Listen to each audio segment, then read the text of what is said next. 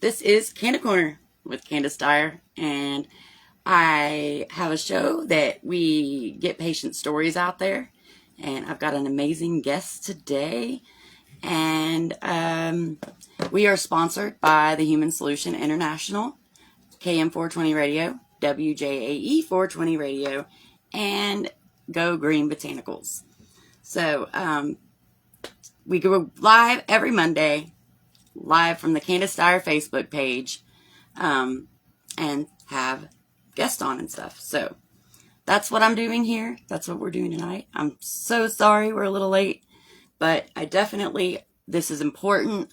I want to get this story out there and introduce y'all to somebody. So he has been serving time. He got life in prison in Louisiana State Penitentiary without the possibility of parole. And a very small amount of cannabis. His name is Tony Anthony, aka Little Bit. And I'm fixing to give him a call here in just a minute. But first, I wanted to go ahead and tell y'all that y'all can always catch the Canna Corner show on our YouTube channel, on Canna Corner, if you don't miss to catch the live. Or you can also listen on km420radio.com every Sunday at 2, and on WJAE 420 Radio every Wednesday at 2. So, all kinds of places to check it out. Definitely excited about our guest today. So, without further ado, let's go ahead and get him on here. And I'm going to call him. I hope to God he answers, because this is from my husband's phone. But I told him I'd be calling, so hopefully he will.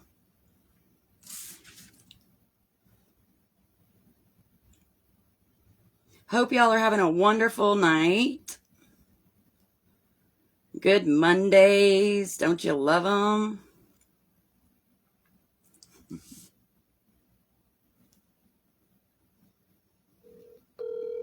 Here we go.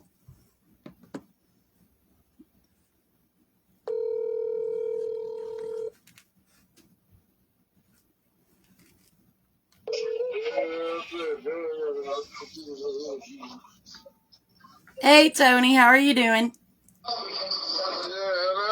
Hello. How are you doing, Tony? Are you doing good today? Yeah, how you doing? Doing great. I'm so sorry it was so difficult getting you on here tonight, but at least we've improvised and figured it out. Right. Hey, how you doing? Doing fantastic. And actually, Adela Wisdom said hi. I know that she has been writing you, and a bunch of people are writing you while you're in prison. But Adela was like the one that made it, she the one, like found me and put me on the internet of POW 420 or 4, I go 420. I hope I'm saying it right. POW? Huh? POW 420? Right, POW, yeah, 420. Heck yeah. On that, that's how I got exposed. Like everybody went to the right. Made it possible for me. So like a lot of people to know how they treat me and shit. For sure. Put it on her website and she the one, a lot of people reached out to me while I was in prison and when I was doing the life sentence. For the little marijuana, 38 grams. Did 21 and a half years, man. 38 grams of marijuana. That's such bullshit. An ounce of 10 grams? Y'all, life in prison. Basically, without the possibility of parole, that's a death sentence for a few grams of weed. Right, and it really feels like you're being buried alive. You really like The Walking Dead. It's like the show that you watch. You just walk till you can't walk no more. Like they work you till you can't work no more. Like. Right. Well, I know the whole purpose of this interview that I want to have with you right now is that I want to basically put a face to this prisoner, because so many people are like, well, they did the crime, they deserve the time. They don't understand. These are people, y'all. These are human beings. They're not, I should be where he is at.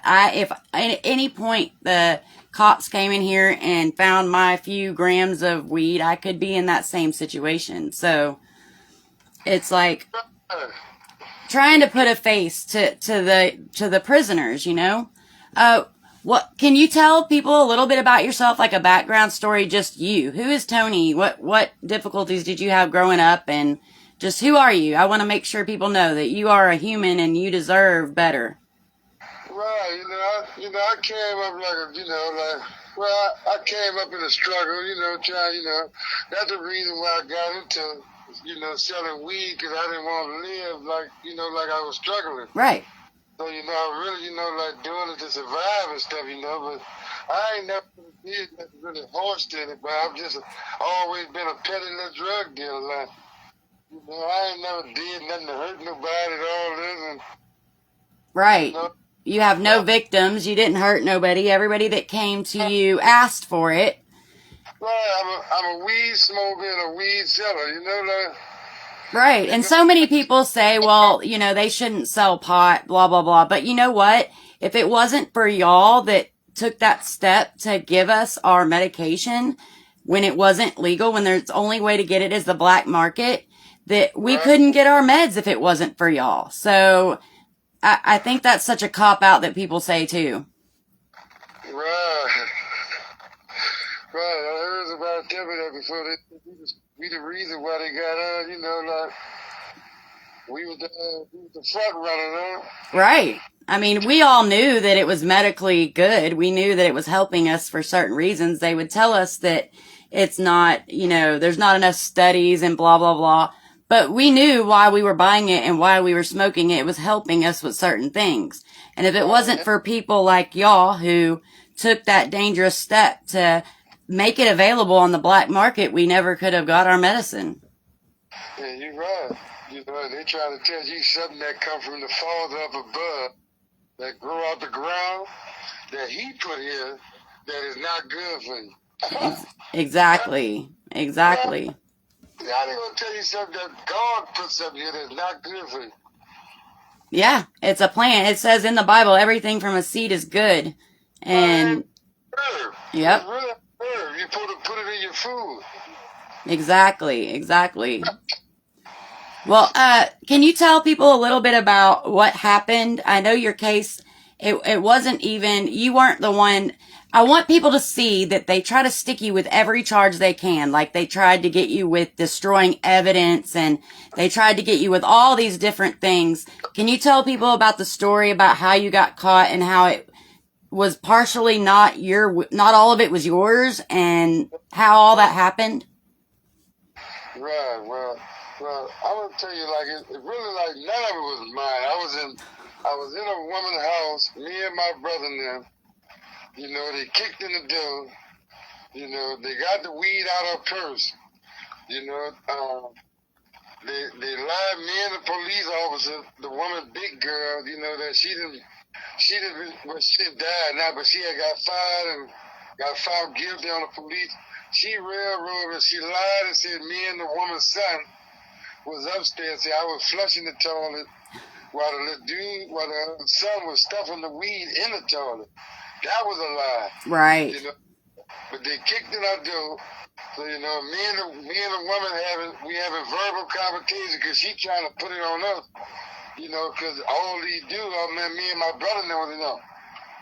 But we've been knowing the woman all our lives. It's like we growed up around her, so, it ain't like we're...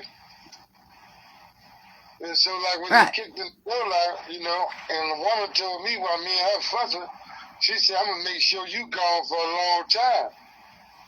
Wow. I ain't never a little weed, I ain't be gone that long. I ain't never saw life coming.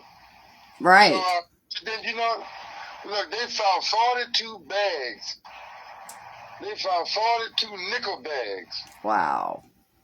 In a woman, in her purse. And she said it was all hers too, didn't she? Didn't she say that all that was hers? Yeah, Yeah, by the time they took 21 of them from her and give me 21. They split them up between all who's there. See, y'all, this is what I mean about the tricks the cops pull. They will try to, and then you are the average person and you're looking, oh, what did this person do? Oh, wow, they assaulted a cop and they destroyed evidence and they did all that. Half of that ain't even true. They just stuck that in there to try to get as many years possible as they could out of these people. Right, but let me tell you the good part. Look, they had my brother and them in there. They had her son. They had her daughter. You know that I'm the only one did time. Wow. Yeah, they gave her 2 years probation, and the plea bargain for me was 20 years flat. See, that's and it was like the third strike, you're out thing, right? Right. Then they told me if I take it to trial, then, man, I'm going to give you life. But at 26 years old, I'm looking at like, man, 20 years flat, that's life. Right. But you know, like 26 years old at the time, like looking at like, man, 20 years flat for an ounce of weed, man, I might as well go to trial. No, really. And you know, it's really sickening that y'all are sitting in there in this prison for a little bit of weed.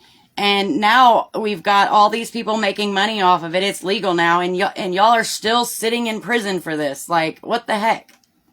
Yeah, they still got people in prison right now for weed. Exactly. Luckily, Adela and Carrie Cannon, I love them. They do a great job, writing letters, campaigning to get these people out. And she saved his life, y'all. I mean, he was looking at life for forever, no possibility of parole because he had been in trouble a couple times previous. And so now they're going to slap him with a 3 strikes you're out rule, which that is just crazy for anybody anyway. We all could be where you're at right now. It's like all we needed to do we're all smoking. We all smoke for medical purposes.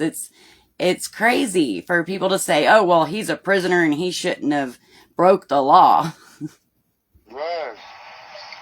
And they got all kind of people up there for little bitty petty crime, too, that they hit them with the 3 strike law, like 1 rock, a pipe, a crack pipe, 2 belts, somebody that stole a bike. Right. Somebody that cut some car tires. Yeah, all these people doing life, it ain't golden for a little bit of stuff like that they hit them with the 3 strike law. Right. It's bull. I mean, it really is. It's all a money-making system at this point. People using the taxpayers' money.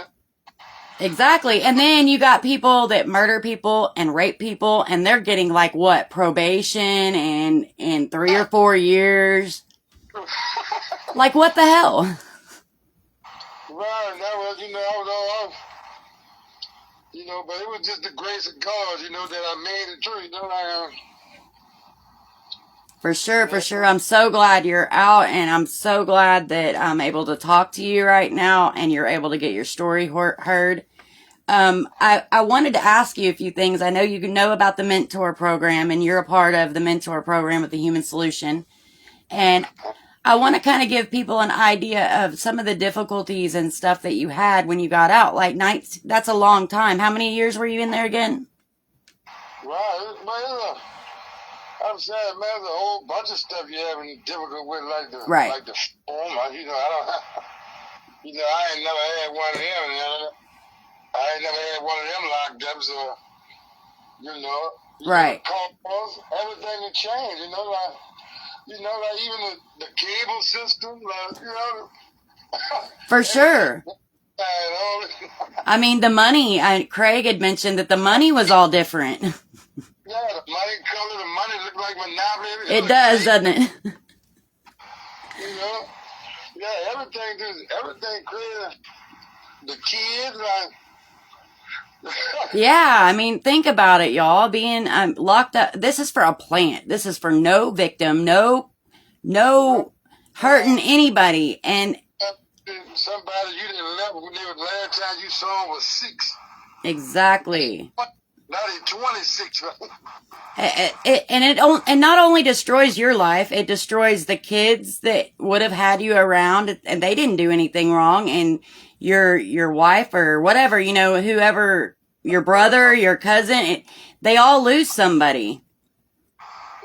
Like my daughter, they missed out on, Yeah, because I left when one of them was almost one, and and one was never even born yet. When she got born after the life sentence. Wow. So I didn't see her till after I got the life, but Right. No, it's horrible to think about all the lives that get touched by a stupid plant. It's just ridiculous. Right, you gotta come home, try to make amends with them, get in contact with them. You got nieces and nephews that ain't never saw you. Right. They all just heard about everything. Look like a before and after. They take me out here when I'm 26 and put me back out here when I'm 50. Right.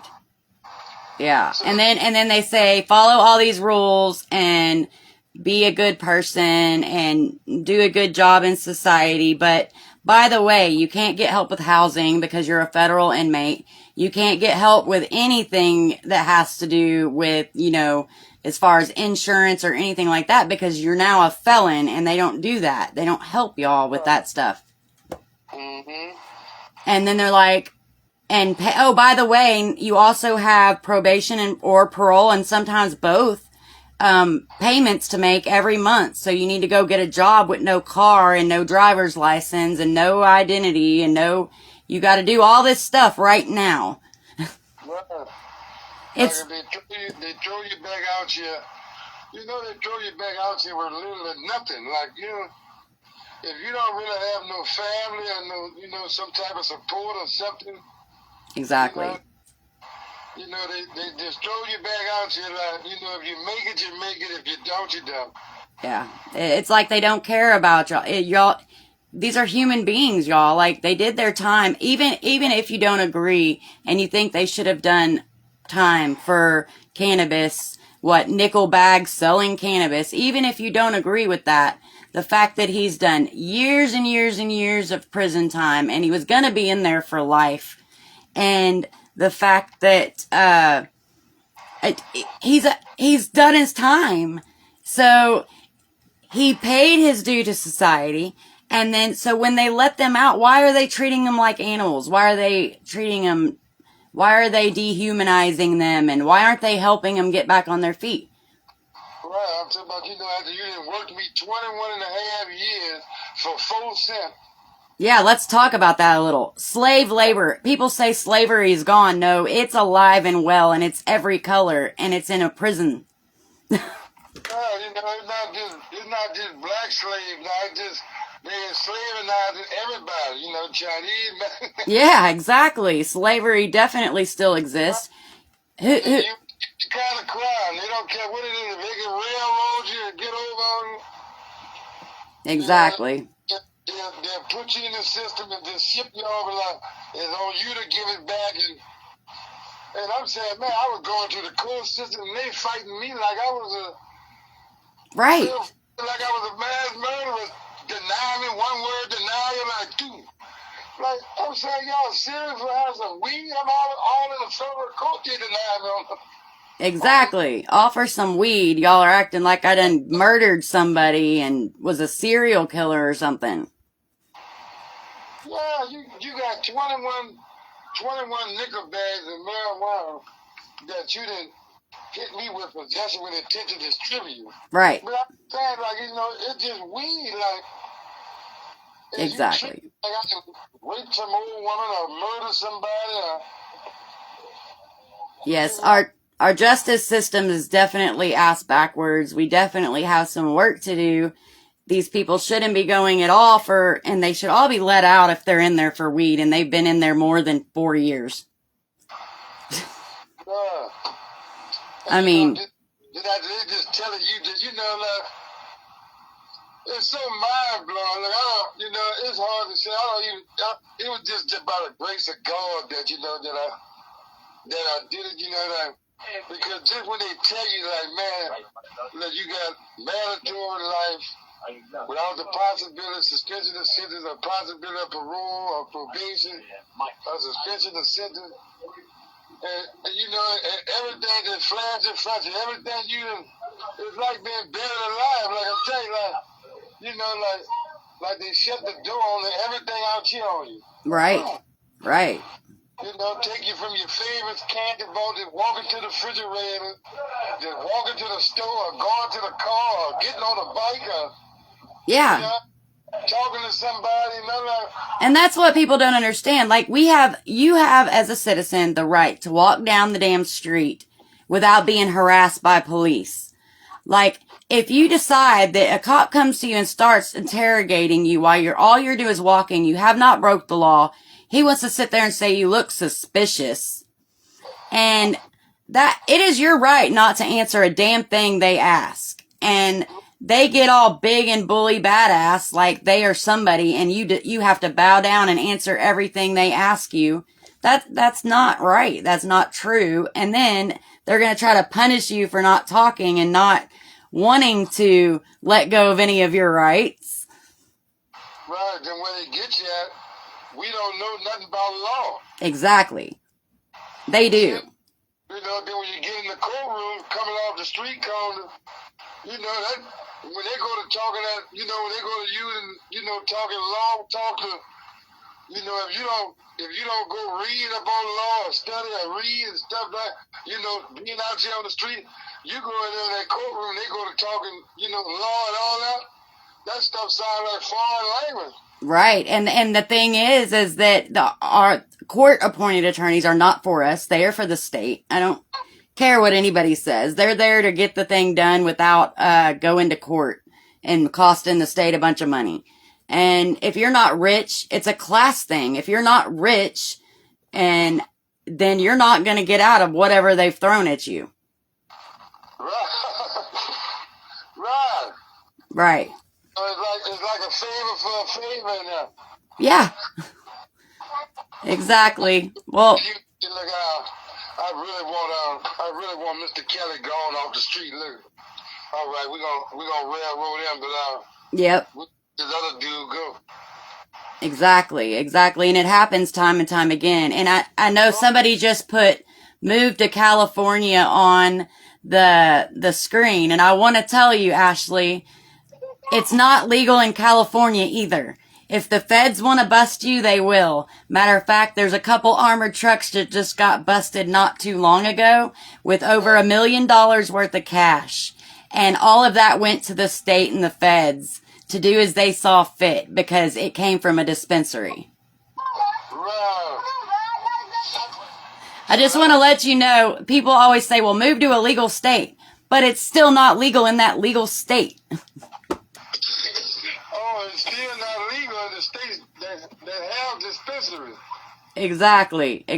They can the state won't mess with you unless they want to. And the state are giving the feds information on where these dispensaries are, what time their cash pulls out, because they know they can't put their banks or their money in a bank like most businesses. They can't even do credit card transactions, so it's all in cash. And then on top of that, they're not even allowed to have a gun to protect themselves from robbery, because if you have a gun and cannabis at the same time, oh my God. Yeah, all right. So I see what's happening. Like, you know, you pay me, I keep the feds off you. You don't pay me, I'm going to send the feds off. Exactly. It's the mob. Oh, man, that's crazy. Yes, it is. It's a legal mob that I swear I just call them all revenue collectors now. That's old muscle guy. Right. Well, Tony, thank you so much. And I know you've been on here a while, but I really wanted to put a person to these criminals, so-called criminals that are in prison, that we shouldn't be helping when they're out. Like, well, even though I come from the ghetto, you know, I'm really a good person, you know, but, you know, I ain't never, you know, like, did nothing really harsh, you know, like, that's all I was, a little petty drug dealer all my life, you know, like, yeah. I got a living. Yes, exactly. I ain't no bad person. I went to school. I did that. Oh, yeah. Wash dishes, take trash out, all kinds of stuff. Yeah, I mean, things happen to all kinds of person. We don't know what causes people to go and do that. Women don't wake up one day and say, "Oh, I want to be a prostitute." Men don't wake up one day and say, "Oh, I want to be a drug dealer." There's things that happen, like whether their back gets hurt and they can't work, and this is the only way they can make a living. You're gonna do what you gotta do when you gotta feed your family. Right. So, and you're right. You got to do what you got to do. Exactly. Well, thank you so much, Tony, and I'm looking forward to being able to help you more. If you need anything, please hit us up. Yeah, if anybody want to help me, send me some supporters. I got a cash app. We got Life for Weed on it. Life for Weed, y'all. Yeah, Anthony Kelly gonna pop. Right. Awesome. Yeah, so definitely, y'all, if y'all can help out, please do. He's a great guy. What exactly are your goals now that you're out? Like, aren't you wanting to start a business? Yeah, I had took up a trade in that, like, concrete finishing. Something that my dad always working on. Like, my dad was a concrete dude, so I just took up concrete. And, I wanted to start Integrity Brother Construction. Heck yeah. So see, yeah, you're doing the right thing. You're trying to give back to society and do right. You just need a little help. You need a little hand out. You need a little hand up. It's hard. It's kind of hard, when you come from they paying for everything, like water, food, Exactly. Pay for yourself. Exactly. Thank you so much, Tony. I will talk to you later. You have a wonderful night. All right, thank you. Heck yeah, y'all. So that's awesome. That's Tony Anthony, aka Little Bit. He needs help. He needs that hand up. And that's what this mentor program's all about. That's what the Human Solution is going to be helping people with, is people like Tony. Now, we do it on a case-to-case basis. We're not helping people that have victims. We're not, we're looking at what they did. If they were violent, it's non-violent, cannabis, or, prisoners. There's also other cases that we look into besides cannabis, of course, but we do it by a case-by-case basis. We hook them up with a mentor. I happen to be a mentor. I've got a couple of mentorees I'm dealing with right now. And we are just somebody that they can call. If they're having trouble using the phone, they got to fill out this application. They got to do that. We're there 24/7. If they need anything, they can call us and we will help them any way we can. Not only that, but we want to help them with funds. We want to be able to, if they need a driver's license, to give them the cash for that, give them the funds for that. If they need some groceries, some underwear, some socks, they get out with nothing, y'all. And like I said, they're felons. So their housing and all that stuff there's no help there. For sure. Hey, Ashley, how are you doing? I'm doing great. Thank you for joining us. Hell yeah. So that's what the mentor program's all about, y'all. This is what we want to do. These people are humans. Regardless if they broke the law, they've served their time, they're getting out. They need a little help. They need a little handout. And the only thing that's going to happen is if we don't help them, they're going to be bombarded with all this stuff they got to do. And 9 times out of 10, they just say, well, I might as well just go back to prison because at least I didn't have to worry about all this stuff. At least, you know what I mean? And then who's paying for that? The taxpayers. So it's a catch-22. We need to help these people get out, get on their feet, get their life together so they can do good in society like everybody wants to do. Nobody asks for this. Nobody asks to wake up, oh, one day I'm going to sell drugs. Nobody asks to be in these situations homeless. We're all one job loss away from being homeless right now. If you don't have friends and family, they're going to help you. Where are you going to go? To the street, because that's the only place you have. Are you just going to die there? Or are you going to steal some food to live if you need to? Are you going to, sell a little dime bag here and there of weed to help you get back on your feet? everybody can be in that situation. Any one of us could be doing life in prison for a plant. Every one of you that smoke and that use it for medical reasons or recreational reasons, regardless, if you were to get pulled over and a cop say, I smell weed, I'm searching, you could be in this situation. This could be you. So if you want to help out Tony Anthony specifically, I know he just gave his Cash App out. I will ask him for it again and put it in the link after this video is over. If you want to help out with the mentor program, you can go to thsintl.org, and with all those funds go to helping these prisoners getting out, whether it be, you know, helping them, like I said, with socks, underwear, and we'll have a mentor. So they'll be like, hey, I need socks. And we'll go, okay, let's get on Amazon and find you some clothes that you need, and we'll have them ordered and delivered to them. Easiest way to do that. So not only do you know where your funds are going for that person, you know what I mean? Because a lot of times you just hand them cash. Well, I'll go buy a car so I can get back to work. But I don't have the money to tag it or insurance it or gas it, and they're getting out of prison where they're told everything to do. They don't really have a good ability to discern what needs to be paid first, what needs to be paid, you know, what goes with that. They need help. So that's what the Human Solution's out to try to do.